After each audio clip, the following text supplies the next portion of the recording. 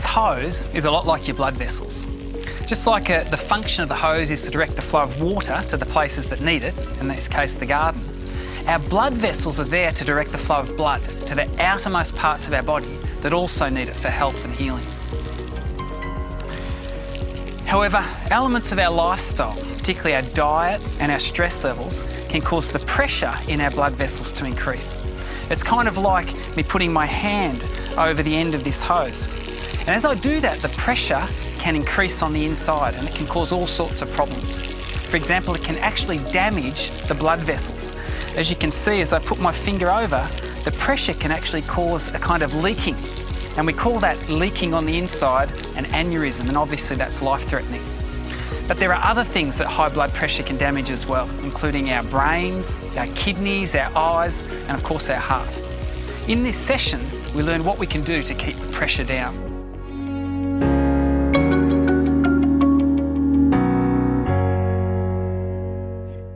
So welcome everyone. I wanted to just welcome all the people that are new to the program and people that have joined in the past. And I started out by saying, unless you were able to read my lips, I started out by just saying I wanted to offer a prayer to all of the people in the world, not only in our country, but in the world that are still suffering from coronavirus.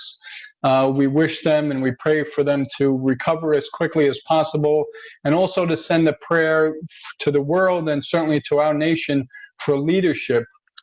And I say that because I really equate what we do in the CHIP program to leadership.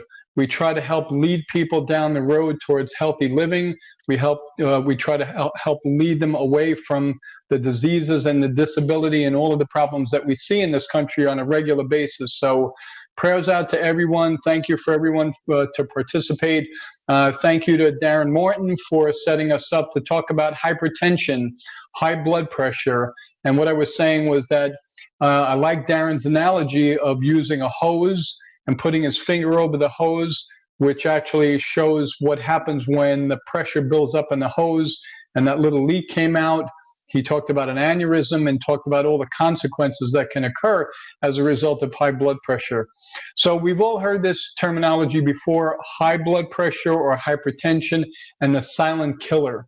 The reason that that's used is because as blood pressure starts to rise, before you actually start to get any particular problems with your kidneys, heart, or whatever, there really are no symptoms initially. So it's the silent killer, because all of these complications continue to develop as time goes on. And we'll talk about the complications in detail today. We are going to put up a poll which has a few questions about what a normal blood pressure is, what the numbers are, and then also some question about protein, which everybody talks about when we talk about what we could do in relation to eating and such. But typically, when we see a patient with high blood pressure or hypertension, most often the so-called treatment, is a prescription. We're writing a medication, and the individual goes away with a prescription. They take the medicine, the blood pressure may or may not come down, but that individual now is susceptible to some of the consequences or the side effects of the medication. What I think is really important is many times we don't focus on what is the cause of the hypertension, and that's really important. We really have to think about this in relation to everything that we treat. All of the people, or many of the people that we see in CHIP programs, will come in with high blood pressure, with weight issues, with high cholesterol, with diabetes. The first thing that I always like to focus on is what is the cause of the problem. If we can get to the cause of the problem, then we can treat the cause and not just throw a temporary solution at it. So when we're finished with the poll, we'll put up the numbers. It's really be interesting to see how many people actually know what a true normal blood pressure is, because in years past, I think physicians would use higher numbers than we use today. And we'll talk about exactly why knowing your numbers and getting to goal are so important. once we move on from there, we're going to look at a clip that Hans Deal has done for us that talks a little bit more about the numbers and why it's important to know the numbers in relation to hypertension. High blood pressure is one of the big 4 risk factors for heart disease, along with smoking and cholesterol and diabetes. Why? Because it speeds artery clogging. And then high blood pressure is also the biggest risk factor for strokes, dreaded because of its crippling effects. And then high blood pressure also increases the risk of kidney disease. And here are some stats. A person with high blood pressure has increased the risk by 3 to 5 times for heart attack and heart failure, and is 8 times more likely to suffer from a stroke than a normotensive person. So to show you how fast the stroke risk can go up, look at the difference here 20 systolic points can make. Going from blood pressure of 120 to 140 would double the likelihood of dying from a stroke or heart attack. But going from 120 to 160 would actually double that risk once more. It would actually then quadruple it. Since we now better understand the risk levels at various blood pressure points, we can see why the optimal blood pressure levels have been set at 120/80 or less. So, if 120/80 is ideal, then what is defined as the disease? Hypertension is really best defined on several readings at 140/90 and above. So anything above 140/90 is hypertension. It can be either number or both numbers, the systolic or the diastolic number. If one is at the level or higher, the definition kicks in. Now, if 120/80 is the optimal bookend and 140/90 is the other bookend, then everything in between is called pre-hypertension. You know, these are the very people who want to do all they can in not becoming full-fledged hypertensives. So those numbers are really important, and thank you to Hans for really pointing that out. So when the blood pressure goes up, as he mentioned, from 120 to 140, the risk of dying from a heart attack or a stroke doubles. And then as the number goes from 120 to 160, it goes up 4 times. So the complications that we really worry about is individuals having a stroke, having a heart attack, having congestive heart failure, having problems with their kidneys, kidney failure, and any other circulatory problems. Because again, as I've mentioned in previous programs that we've done, high blood pressure on the inside of that artery causes endothelial inflammation. It causes the inside lining of the artery to become inflamed, and that's when plaque builds up. That's when the blood pressure starts to get higher and higher. If the organs are not getting proper blood supply, then those organs, your heart, your brain, your kidneys, your liver, all the organs in the body will not be functioning properly. So we really have to know the numbers, know why there might be high blood pressure, try to treat the cause, and decrease all of the complications. So 120/80, 95% of the people knew that was normal, that was a normal blood pressure, and 100% of the people knew that you could obviously get adequate protein from a plant-based diet, and we will talk more about that.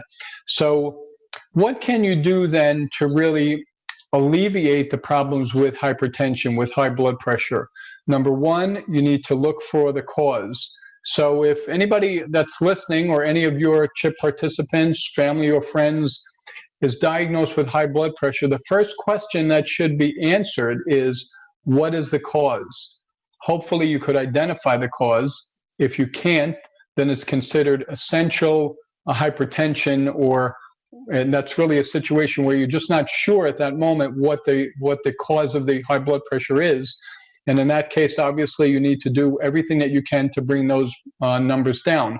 Medication, obviously, is very effective, but lifestyle, as we know from this program, is really what drives health and really creates the change. So you have to look for the risk factors that an individual has. And we're going to see in this next clip, Hans is going to talk a little bit more about risk factors, and then I'll come back on and we can talk about What do we do to actually mitigate those risks to make life better for everyone? While we don't fully understand the exact cause of essential hypertension, there are 6 very definite and understandable contributing factors, largely rooted in nutrition. Number 1, sodium or salt.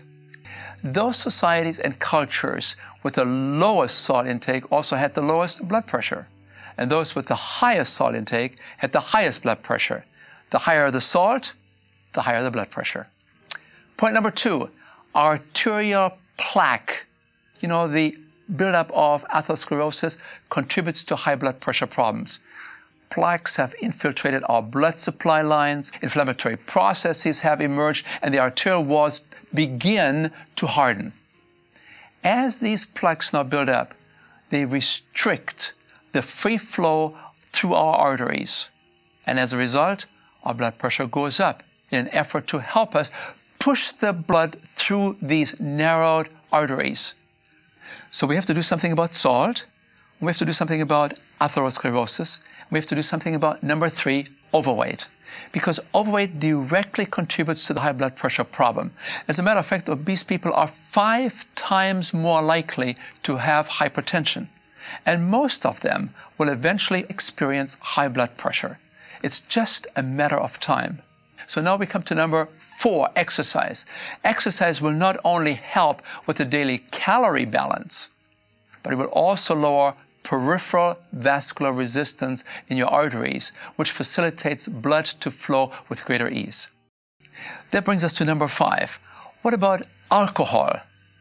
Well, when it comes to bringing blood pressure and overweight levels down, alcohol is really counterindicated.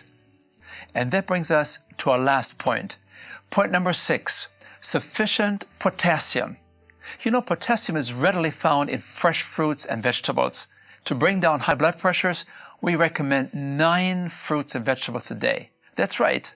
It's the potassium that has been shown as an important teammate in battling hypertension, and it does it most effectively by counteracting the effect of sodium. So let's review those again. These are risk factors, and I want you to think about what the commonality is. What is the common denominator for all of the risk factors that Hans just talked about? Salt, plaque, weight, alcohol, exercise, and potassium. So the majority of those problems, if you will, are created by our lifestyle. And we can do something about it because those are all preventable risk factors. We can lower our salt intake. Most of the salt, it's interesting that they did show a salt shaker. The majority of salt that comes in most people's diets actually comes not from the salt shaker, but from processed foods. If you read labels, and you have to read labels, and if you're eating a lot of food that comes either in a can, a box, or a bag, you really want to be sure that there's not an excessive amount of salt. And the daily requirement right now is about 1,500 milligrams per day. So you really want to be sure, especially for people that have hypertension. Plaque buildup is a reversible, preventable problem. People, as they get older, do not have to develop hardening of the arteries. So we know, again, this is directly related to lifestyle, high cholesterol, the foods that we eat. Weight, obviously, is a preventable problem. We could do something about that. We know at least 70% of the individuals in most developed countries now have a problem with their weight, and about 35 and sometimes higher percentages in countries have the BMI level of obesity, where the BMI is above 30. We can exercise. That's something that's a choice that we make. So if you're not exercising, that's another problem, another risk factor you can deal with. And then obviously alcohol, as he mentioned, was counterproductive. And potassium, you want a high level of potassium, and you get that in fruits and vegetables. And I really like the fact that he mentioned you should really be eating about 9 fruits and vegetables per day. That's the way he said it. And that's actually the way most people will say it. But I really like to flip the words around and say 9 vegetables and fruits per day, basically with a predominance of vegetables, because that's where you get most of your vitamins, minerals, and antioxidants, and a few fruits per day.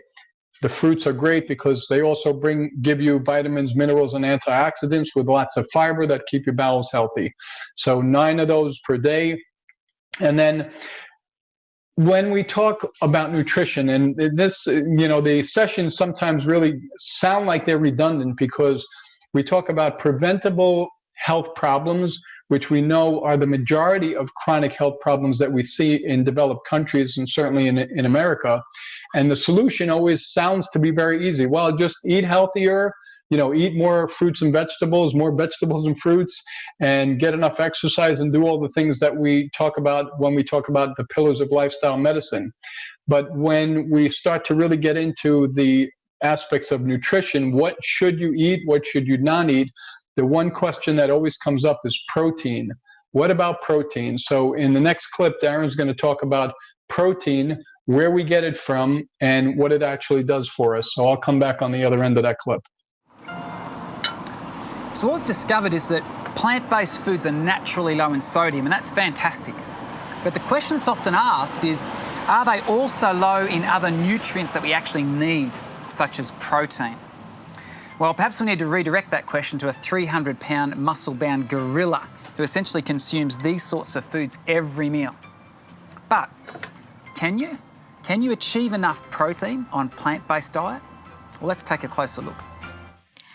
Plant-based diet provides an appropriate level of total dietary protein, around 10% of total calories. That proportion exceeds the level required for most people. The word malnutrition caused by a protein deficiency is not even known to the vast number of countries, including Australia, Canada, and the United States of America, only where there are food shortages and starvation. Plant foods contain protein in different amounts. Legumes and nuts are particularly rich, but vegetables and whole grain cereals eaten throughout the day also contribute greatly to our protein intake. With some planning, and with that I mean buying and preparing a variety of foods, a plant-based diet can easily meet the recommended protein needs of adults and children. We're going to show you a clip in a little while that proves that you don't need animal protein to be strong, but I want to see if people were really paying attention to Darren's video. What was the sign behind his right shoulder? I want to see how many people noticed what it was, because it reminded me of what I'll be doing after this session today. So, the interesting thing about protein is that the question always comes up: if you're eating a plant-based diet, are you getting enough protein? Can you get enough protein to build healthy muscles? Obviously, we know that you can. We're going to see a clip from the movie Game Changers, which, if you haven't seen that, is really phenomenal. And then we're going to talk a little bit more about the differences between plant-based protein and animal protein. So we'll watch this clip next from Game Changers, which is really interesting. 5,000 miles away, I found another strength athlete named Patrick Baboumian. Long grenades!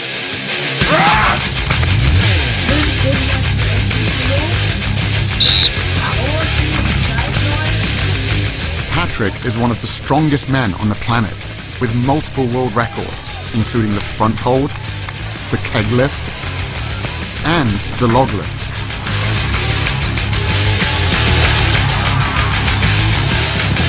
How could one of the world's strongest men be so powerful, eating only plants? No meat, no milk, no eggs. Most of the training I do at home because it's just more practical. Someone asked me, how could you get as strong as an ox without eating any meat? And my answer was, have you ever seen an ox eating meat? I stopped eating meat in 2005. Up to that time, I was 105 kilo. And now I'm 130 kilos. Also at the same time, I set like 4 world records. So when I stopped eating meat, I got stronger and bigger. Okay, so I just go under here. Okay. Yeah, really take care of your back should really be straight. Get up. Get up. At 700 pounds, I could not move the yoke at all. It felt like it was bolted to the ground.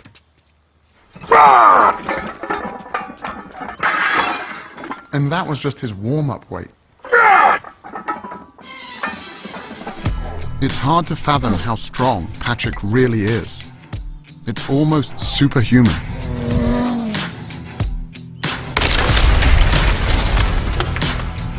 When I met Patrick, he was training to break the world record for the heaviest weight ever carried by a human being. To break that record, Patrick would have to carry 1,224 pounds. That's the weight of a horse, a distance of 33 feet. The thing with the yoke is, if you really go insane with the weight, when you do a step and all the weight is on one leg, it sometimes feels like your bones could just break. It's probably one of the most terrifying things that we do at strongman events.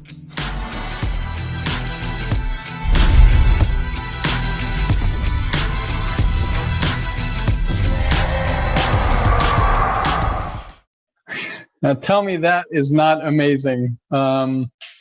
Before I forget, at the bottom where you could put your questions in the chat box, we have about 35 people on the line right now. We should have some questions in there that we can talk about at the end.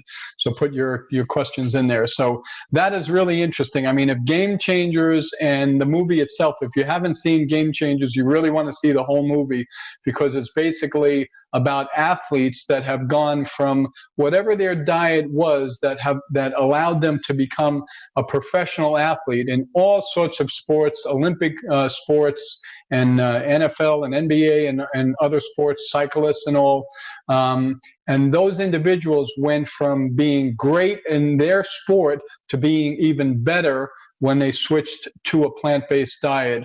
And they all said the same thing, that they felt better, their brains functioned better. So number one, you can get adequate protein from a plant-based diet.